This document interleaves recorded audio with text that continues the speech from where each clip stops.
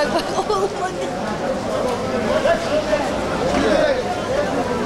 Pazarlarımız yani neredeyse şehrin dengesini korumaktadır. Çünkü pazarda her türlü ürün bulunmaktadır. Yani herkese hitap edecek fiyatlar bulunmaktadır. Yani lüks olan, yüksek olan fiyat varsa da diyelim bir iki kalemde vardır. Diğerleri genelde düşük fiyatlar. Yani pazarlarda diyelim domatesten örnek verelim. 1.75'e de var. Yani 1.75'ten domates daha aşağı kaç olabilir? Çok uygun değil mi? Belki başka pazarın dışında satılan yerlerde 2,5, 3,5, 4 lira olabilir. Ama pazarda şu anda benim pazarımda 2 lira domates var. En düşük 1.75. Bu da ne demektir? Pazar fiyatı tamamen diğer yerlere göre uygundur. Halkımızı pazara davet ediyoruz. Fiyatları görmeye davet ediyoruz. Gelsinler görsünler, diğer yerlerle kıyaslasınlar. Pazarlarımız çok uygun. Yani bir patates 2 lira, soğan 2 lira, kuru soğan, patates 2 lira. 2 liradan aşağı fiyat olur mu? 2 lira. Sezon kurak geçti. Belki haberiniz var, yağışlardan dolayı olan bir durum. Yani o da pazarcı genelde pazarcının huyu şudur. Ufak bir kârla üstüne koyar ama çok satmaya çalışır. Yani çok satmakla para kazanmaya çalışır. Pazarcı en uygun fiyata satar. Bizlik bir olay değil. Misal biz bugün gittik domatesi 1,5 aldık. 1.750'ye satıyoruz. 25 kuruş karla satıyoruz yani pazarda.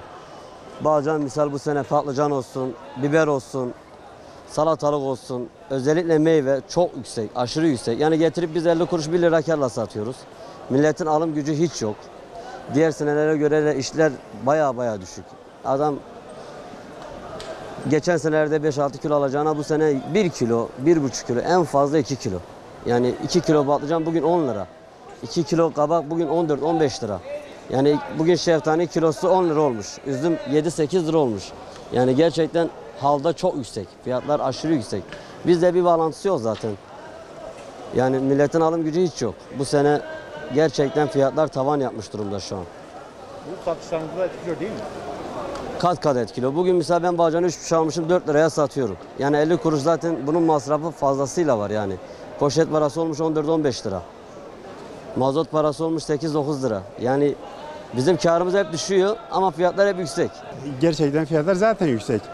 Biz de onu biliyoruz ama elimizde olan bir şey değil.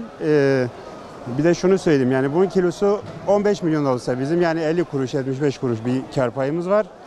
Yani 2 milyon da olsa gene yani 50 kuruş gibi bir karımız var. Yani bir fark yok bizim için.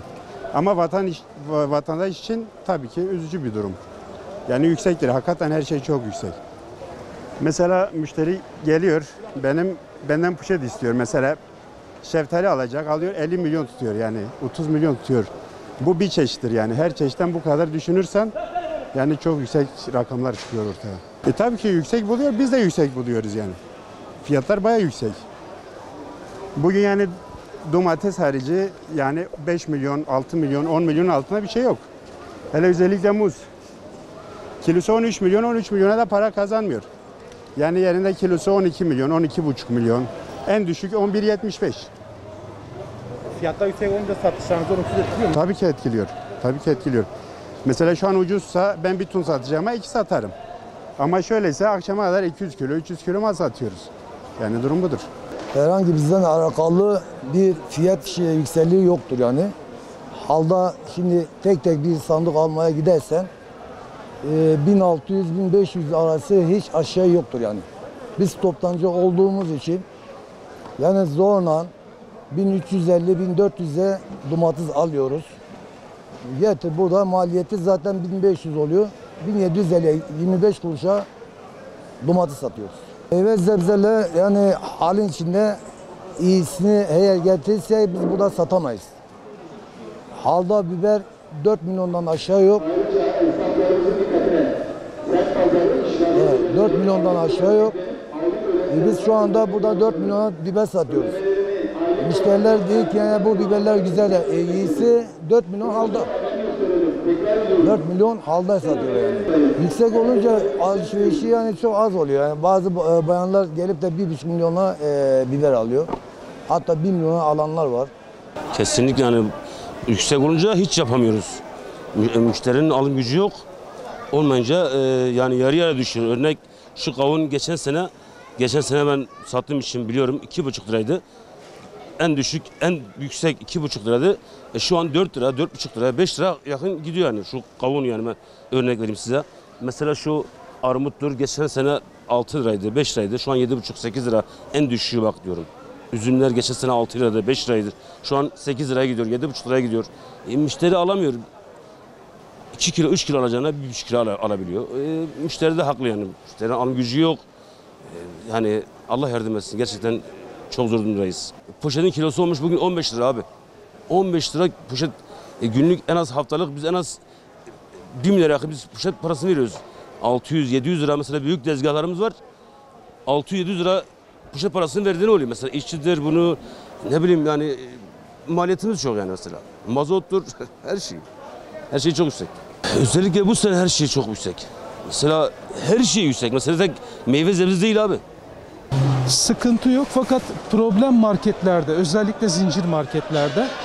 Burada 7 liraya 6 liraya satılan örnek şeftali dün 16.99'du bir zincir markette yerel.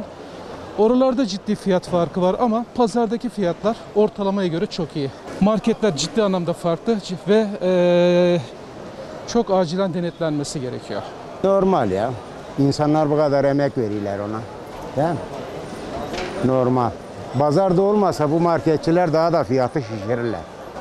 Market fiyatları pazar olduğu sürece pazar günleri özellikle mesele ne zaman burada sent pazarı olursa marketler de fiyatları aşağı çekiyorlar o gün için. Pazar gün olmadığı gün. Mesela bugün cuma pazarı, yarın gel marketler biraz daha farklı olur. Ya şimdi mesele büyüklerimiz tamam çok güzel yollar yaptılar, köprüler yaptılar. Bütün bu devletin milli geliri bazı yerlere gömüldü ama bir serde paramızın değeri düştü. Yani euroların gidişi gelisi çok güzel olmasına rağmen bunu dengede tutsalardı daha güzel olurdu. Peki Mesela- vatandaşın alım gücü sizce ne? Vatandaşın şimdi bazıları uzaya çıkıyor, bazıları kuru ekmeğe bulamıyor. Bunu büyüklerimiz de biliyorlar. Biliyorlar yani. Bilinçli bir şekilde yapılıyor her şey. Allah yardımcılar olsun. Valla biz de haldan pahalı alıyoruz.